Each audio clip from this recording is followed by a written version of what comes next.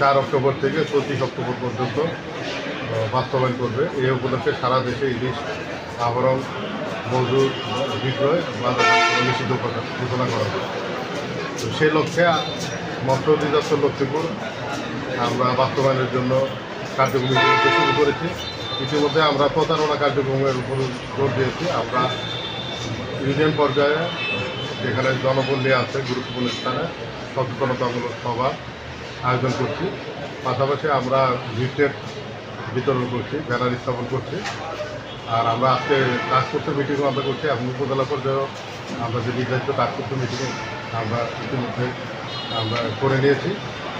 তো আমরা আশা করছি যে প্রতিবারের মতো যে আগামী 4 অক্টোবর থেকে 25 অক্টোবর যে ইলিশে মাছ ধরা বন্ধ বিষয়ে আমরা সকলের সহযোগিতা নিয়ে আমরা কার্যক্রমটা বাস্তবায়ন করতে পারবো এবং আমাদের যে ইলিশের যে উৎপাদন যে ধারাবাহিকতা এটা আমরা ধরে রাখতে পারবো।